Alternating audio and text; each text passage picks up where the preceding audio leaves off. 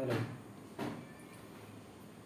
पिछले लेक्चर में imaginary number का इंट्रोडक्शन किए थे, क्या होता है इमेजिनरी नंबर, तो डिस्कस किए थे कि इसका नेक्स्ट पार्ट हम कॉम्प्लेक्स नंबर में थोड़े डीपली में जाएंगे हम, ठीक है।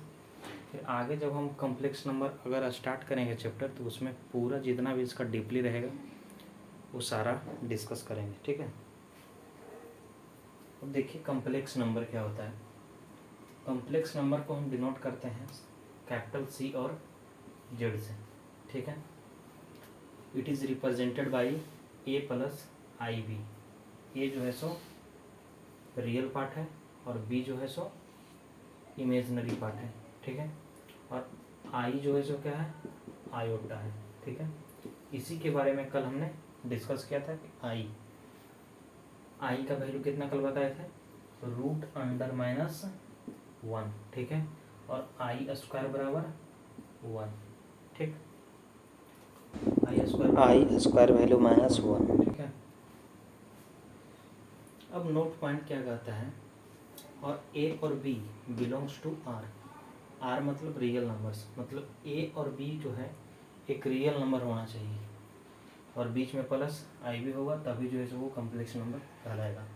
नोट पॉइंट देखते हैं कि अगर real number of Z, real part of Z, अगर जेड बराबर इतना है, इसका रियल पार्ट ऑफ जेड अगर 0 हो जाएगा, तो then z is called purely imaginary numbers.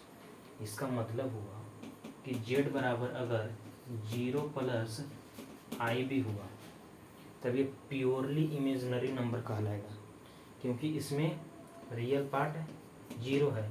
इसको हम आई बी भी डायरेक्ट हम लिख सकते हैं, तो जेड बराबर प्योरली इमेजिनरी नंबर कहलाएगा।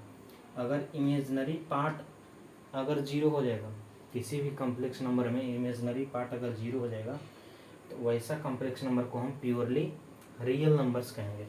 जैसे कि जेड बराबर ए प्लस आई बी होता है, और कह रहा है कि ये पार्ट अगर 0 हो जाएगा, तो ये पार्ट 0 हो जाएगा तो पूरा 0 हो जाएगा, ठीक। तो सिर्फ जेड बराबर ए बचेगा, और ए क्या है, रियल नंबर होता है, तो ये प्योरली रियल नंबर्स हो जाएगा, ठीक है। अब थर्ड पॉइंट कहता है कि all real numbers are complex number but converse need not true. कह रहा है कि सब रियल नंबर एक कॉम्प्लेक्स नंबर है, लेकिन सारा कॉम्प्लेक्स नंबर एक रियल नंबर नहीं होगा। कैसे, जैसे कि देखिए रियल नंबर तो जितना भी नंबर होता है सारा हो जाता है ए टू जेड, -∞ से +∞ तक।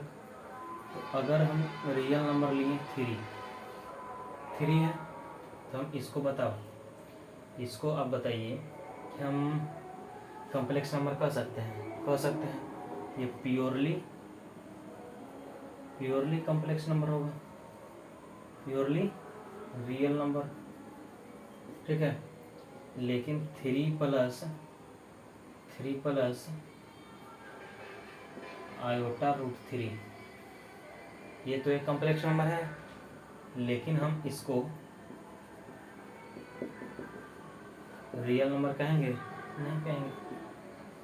रियल नंबर में एग्जिस्टिंग करता है, ये आयोटा आ गया वैल्यू यहाँ पे, ठीक है।